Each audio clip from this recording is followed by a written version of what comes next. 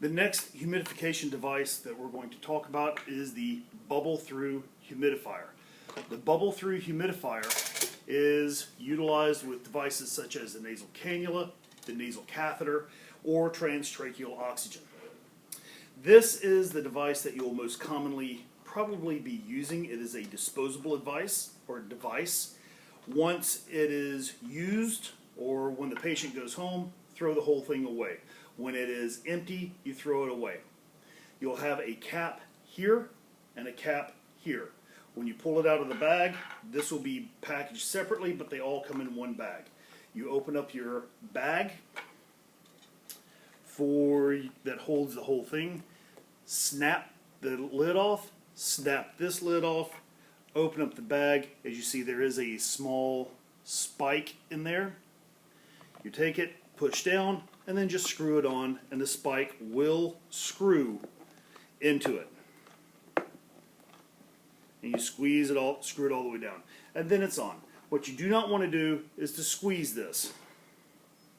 If it's really, really full and you squeeze it, or if you tip it over, you can drain water out, which is really important not to do with your patient. So you don't want to do it with your patient because then the water will go in the nasal cannula and it will get blown into the patient's nose, and they tend not to like that.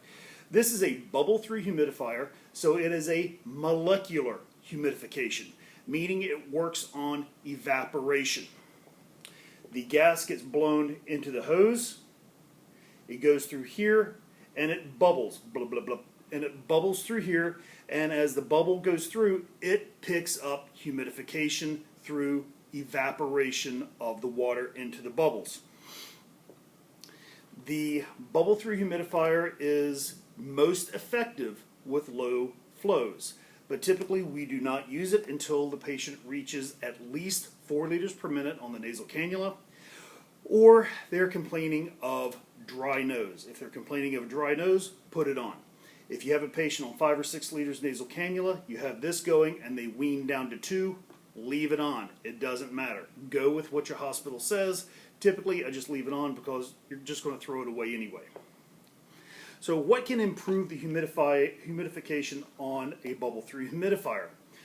As I said, this just creates bubbles, but just like a fish tank, if you have a diffuser on the end, what this does is it makes thousands and millions of tiny, tiny bubbles.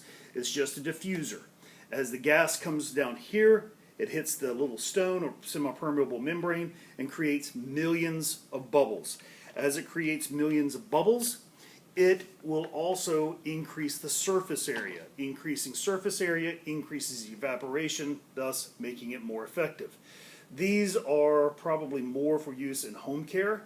I have not seen these in a hospital in a long, long time just due to the expense, but you may see one out there. This is typically the style that you'll see now. They come in this size, and they also come in smaller sizes with less water area. So some things that improve humidification: 1, contact time. The longer the gas is in contact with the water, the more the humidification. Surface area. The more the surface area is in contact with the water, the higher the humidification.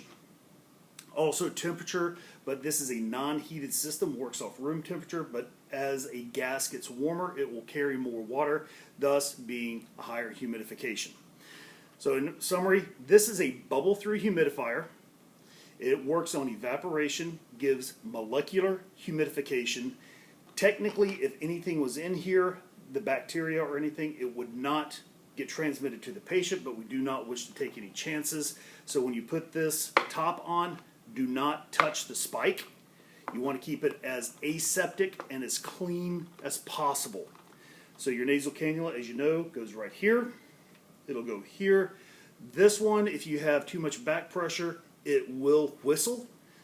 This one, if you get too much back pressure, it can explode and send water everywhere. So as I was saying, don't touch that. Molecular humidification. And this is used for low flow devices.